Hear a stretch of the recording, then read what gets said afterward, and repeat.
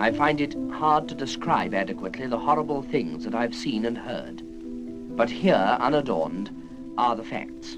My father had seen terrible things in battle. He'd seen dead bodies, he'd seen a great deal of suffering, but he had never seen what he was going to witness as he entered Belsen concentration camp.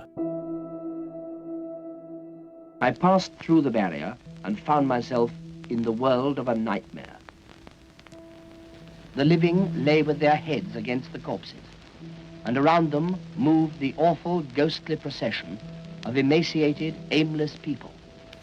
This is what the Germans did. During 6 years of war, his voice became as familiar as the sound of Big Ben. This is Richard Dimbleby. My father was the BBC's first reporter. He was the first war correspondent. The bombers of the main force are now streaming in above and below us. The German flak is winking and flashing.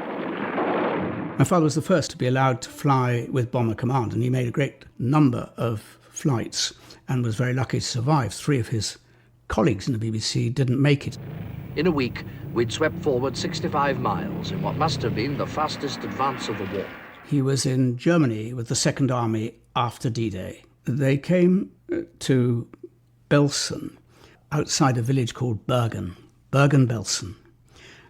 As I say it, it makes me shiver.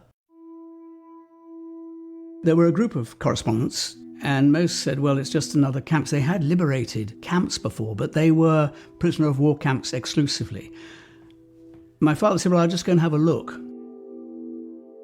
Richard was going back to do his dispatch, and I stopped my jeep, got out.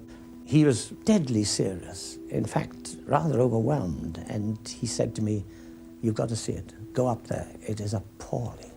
And he said, I never thought people could do this to each other. Far away in a corner of Belsen camp, there is a pit, the size of a tennis court. It's 15 feet deep, and at one end, it's piled to the very top with naked bodies that have been tumbled in one on top of the other. One of his close colleagues and good friends told me that he had broken down on several occasions, but that he wanted it to be cool. If your voice breaks down, it suggests that you have lost your skills at observation because you've allowed your emotions to run away with you.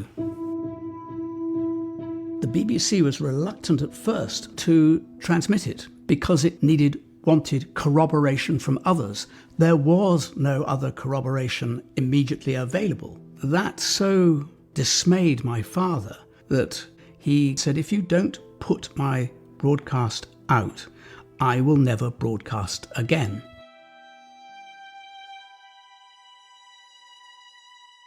I remember how many bodies we saw sprawled out under the trees.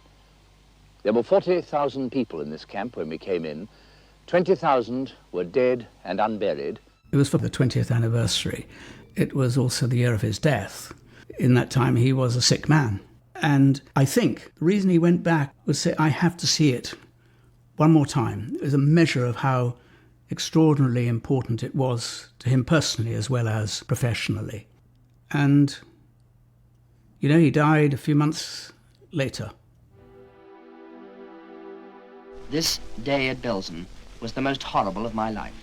His Belsen report has become a very important document in the Jewish archive because it is regarded as unimpeachable evidence that this happened firsthand from an observer who was trusted.